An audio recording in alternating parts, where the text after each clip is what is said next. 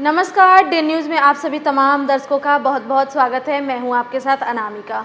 ये थी सुर्खियां और अब खबरें विस्तार से। मुजफ्फरपुर में लगातार बढ़ रहे कोरोना संक्रमण के बीच अब RT-PCR कोविड जांच पर 4 दिनों के लिए रोक लगा देने को जिलाधिकारी ने अफवाह बताया है। सरकारी आंकड़ों के अनुसार जिले में मात्र SKMCH में ही RT-PCR सैंपल की जाँच होती है। यहाँ बीते 10 दिनों में 9,000 RT-PCR का जाँच सैंपल लंबित है। इसको देखते हुए मुजफ्फरपुर के civil surgeon doctor Surendra Kumar Chaudhary ने जिले में सभी सैंपल कलेक्शन सेंटर से RT-PCR जांच का सैंपल अगले 4 दिनों तक के लिए लेने से मना कर दिया है। वहीं जिलाधिकारी प्रणव कुमार ने बताया कि ऐसा कुछ नहीं है, जांच किया जा रहा है, लेकिन तकनीकी कारणों से सैंपल जांच काफी अधिक होने से रिपोर्ट नहीं हो पा रही है। इसे देखते हुए अगले 4 दिनों में लगभग 9,000 RT-PCR जांच सैंपल का रिपोर्ट निर्गत करने को कहा गया है। उसके बाद पुनः सभी केंद्रों पर RT-PCR जांच की सैंपल ली जाएगी, साथ ही 24 घंटों में रिपोर्ट भी दे दिया जाएगा। ऐसा बिल्कुल नहीं है, जिसकी आवश्यकता है वो कराई जा रही है। कुछ पहले से कुछ दिनों के पेंडिंग थे, 2-3 दिन लग रहे थे। इसको हम लोग स्ट्रीमलाइन कर रहे हैं कि 24 घंटे में RT-PCR की जांच का रिपोर्ट सभी को मिल जाए। इसको लेकर के RT-PCR को जो पहले से जो पेंडेंसी है उसको हम लोग पूरा कर रहे हैं, और जैसे ही ये क्लियर हो जाएगा तो हम लोग 24 घंटा में RT-PCR जांच की रिपोर्ट देने का हम लोगों ने लक्ष्य रखा है, ताकि RT-PCR जांच के आधार पर जिसको अपना इलाज कराना हो उसको समय से, निश्चित रूप से समय से उसको रिपोर्ट मिल सके। ये व्यवस्था हम लोग कर रहे हैं। तो फिलहाल अभी 4 दिनों के लिए बंद रहेगी? ऐसी बिल्कुल बात नहीं है, ऐसी बिल्कुल बात नहीं है। जिसको आवश्यकता है, जिसको जरूरत है, उसको कराया जाए। जिले में कोरोना संक्रमण के बढ़ते मामलों के बेहतर इलाज के लिए जिलाधिकारी प्रणव कुमार ने बुधवार को सदर अस्पताल स्थित कंट्रोल रूम और टेलीमेडिसिन सेंटर का निरीक्षण किया।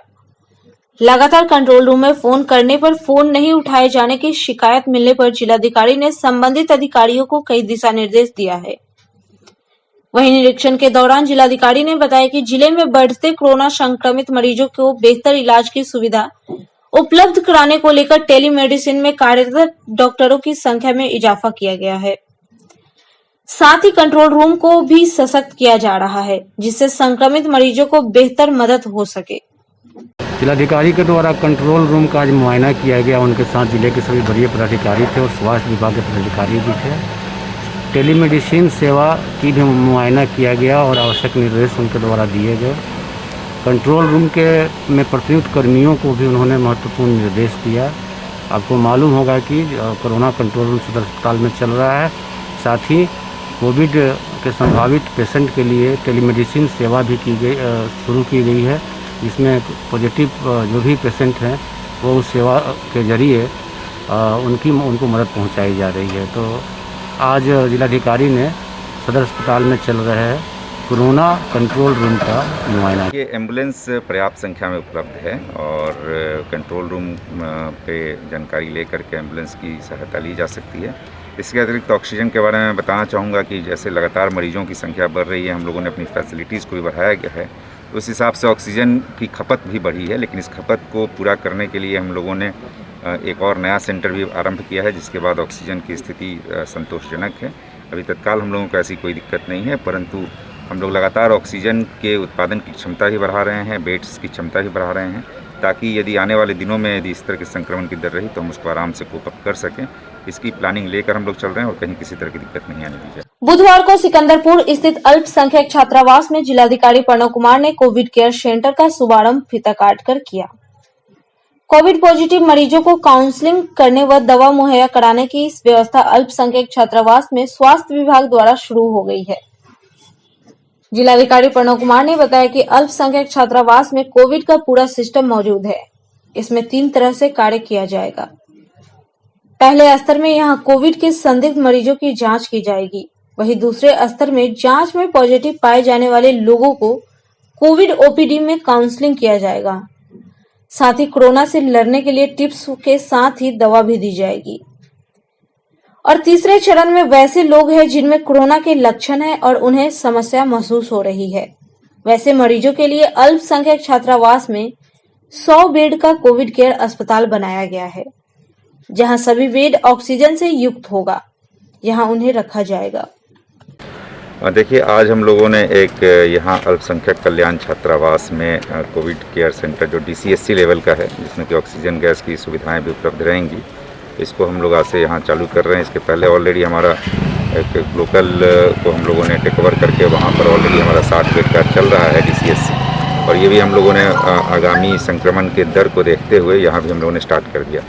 इसके अलावा एक नई पहल के तहत ये हम लोग देख रहे हैं कि कई लोग जो कि होम आइसोलेशन में हैं या अदरवाइज़ कोई सिम्टम्स कम हैं या नहीं हैं, वैसे लोग घर में रहते हैं और यदि कुछ सिम्टम्स आते हैं तो फिर कहाँ जाएं, किससे बात करें। यद्यपि हम लोगों ने कंट्रोल रूम का नंबर दिया है, लेकिन कई बार उनकी इच्छा होती है कि डॉक्टर से मिल करके बात करके संतुष्टि हो, तो उसके लिए कोविड OPD भी हम लोगों ने शुरू किया है कि यदि किसी व्यक्ति को प्रत्यक्ष रूप से चिकित्सक से सलाह लेनी है तो यहाँ पर कोविड OPD आरंभ किया गया है, और जिसके माध्यम से कोई भी व्यक्ति आकर के यहाँ प्रिस्क्रिप्शन के आधार पर अपनी जांच या दवाओं के बारे में लिखवा सकता है। ये सारी शुरुआत की जा रही है और हम लोगों ने लगातार प्रयास किया है कि संक्रमण जो बढ़ रहा है उसको लेकर के हमारी तैयारियां पूरी रहें, और यथासंभव हम लोग प्रयास कर रहे हैं। जो विभिन्न प्रतिबंध लगाए गए हैं उसके माध्यम से हम लोग संक्रमण की चेन को तोड़ने का लगातार प्रयास कर रहे हैं। गाँवों में, शहर में लगातार विभिन्न गाड़ियों के माध्यम से, प्रचार रथों के माध्यम से लोगों में माइकिंग कराया जा रहा है कि संक्रमण के फैलाव को रोकें,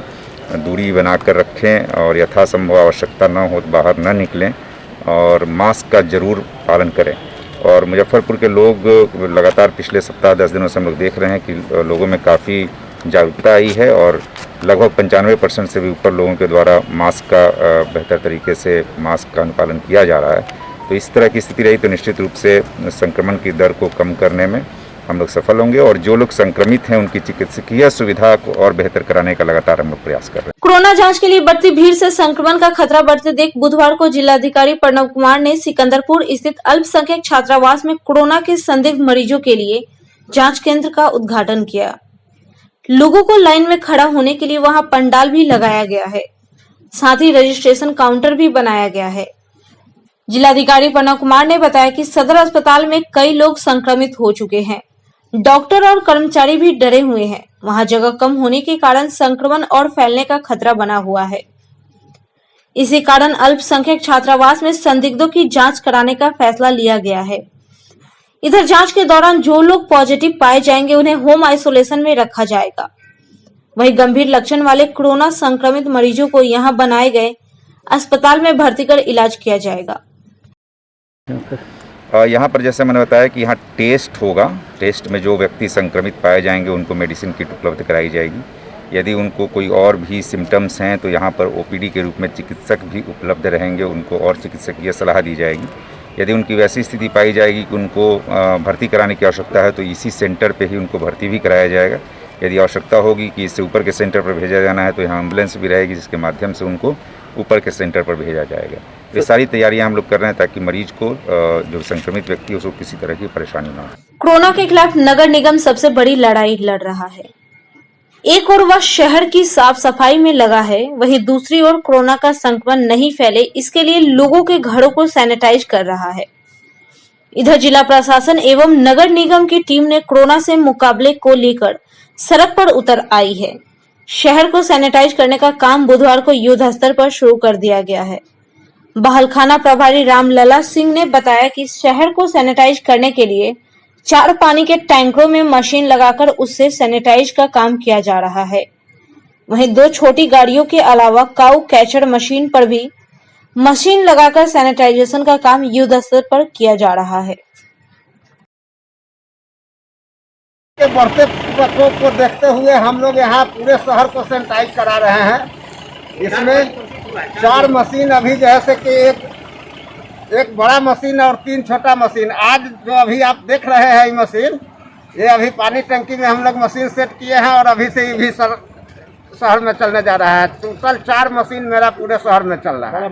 4 मशीन से सैनिटाइज का पूरा होगा। इसके अलावे जो वार्ड में करा रहे हैं स्प्रे मशीन से, और 49 वार्ड में स्प्रे मशीन से हो रहा है। इसके अलावे जैसे कि 4 मशीन से पूरे शहर में हम लोग सैनिटाइज करा रहे हैं।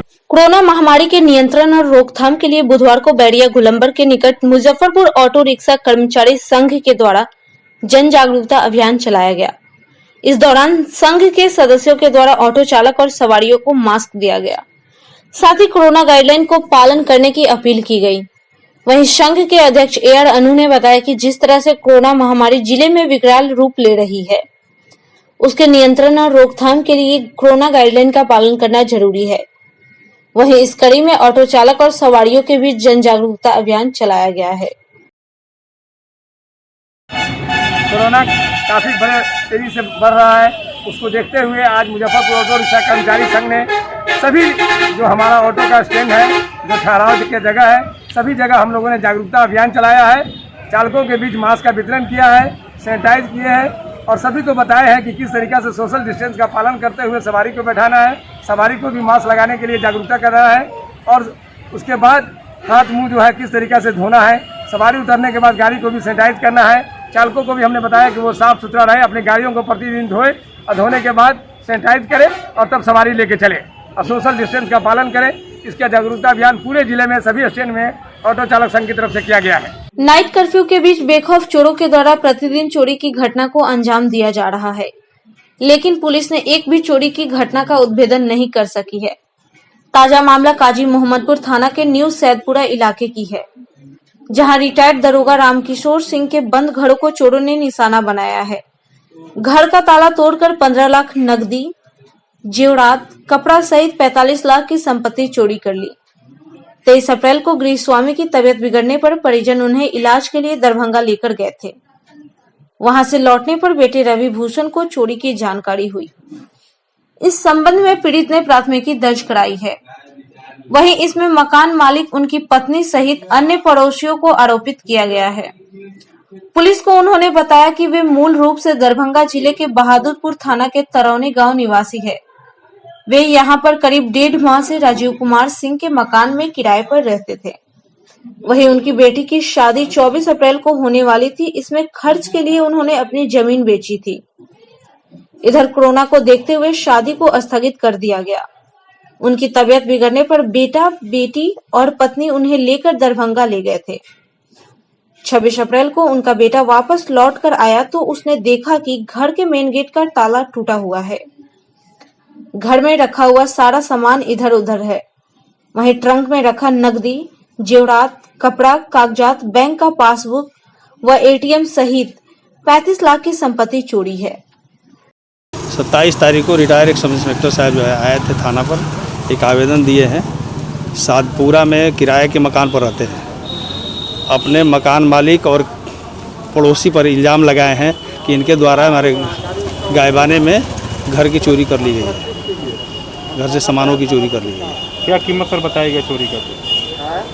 कीमत करीब 25-30 लाख रुपया बताए हैं और आरोप लगाए हैं कि मकान मालिक द्वारा ही चोरी की गई है। कार्रवाई सर क्या? इस पर FIR दर्ज कर ली गई है और अनुसंधान किया जा रहा है। मुजफ्फरपुर से सटे दरभंगा जिला के सहसपुर पंचायत के घोगराहा गांव स्थित राम जानकी मंदिर से सैकड़ों वर्ष पुरानी अष्टधातु के राम, लक्ष्मण, जानकी, हनुमान समेत अन्य देवी देवताओं की मूर्तियां चोरी हो गई है।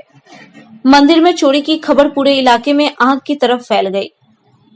राज्य सरकार के मंत्री जीवेश मिश्रा सहसपुर पंचायत के ही रहने वाले हैं।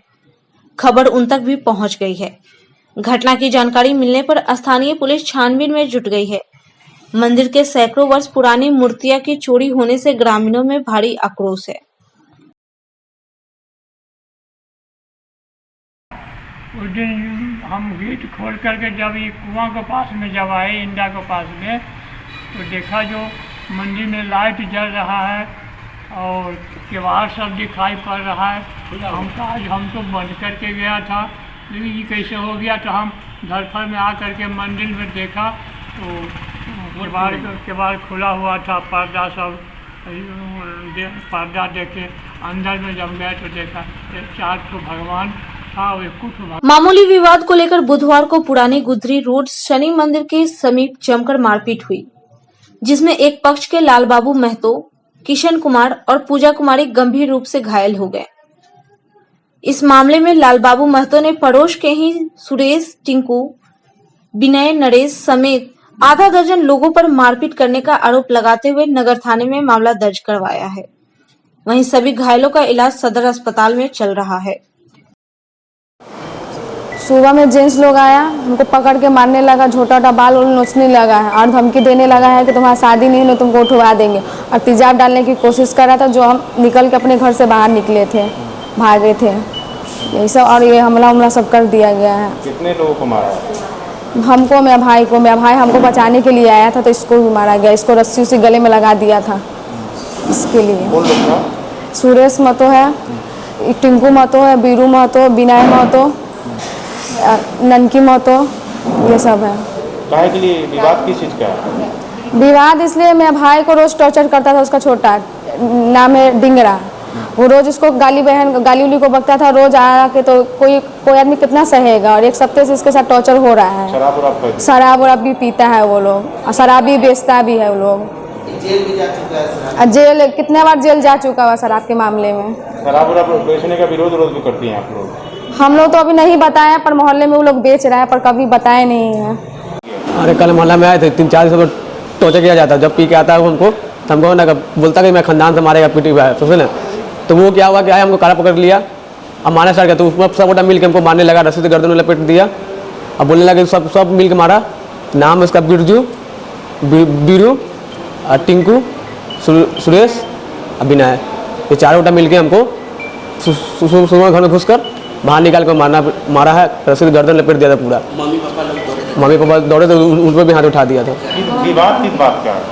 विवाद कुछ नहीं है, विवाद है कि हम जब आते मोहल्ला में, ये लोग मीटिंग बनाया हुआ है पहले से। वो लोग मीटिंग बनाया हुआ है कि इसका बहन की शादी नहीं होने देंगे। क्योंकि क्या मालूम क्या वो लोग क्या उनका परिवार से भाग के शादी किया है, ठीक है। और लोग नहीं चाह रहा है कि ना इसको शादी करे। शराब का विरोध? हाँ, शराब का विरोध करते हैं। क्या नाम है सबका? किशन। वो लोग का बिरजू महतो, बीरू महतो, टिंकू महतो, सुरेश महतो, विनय।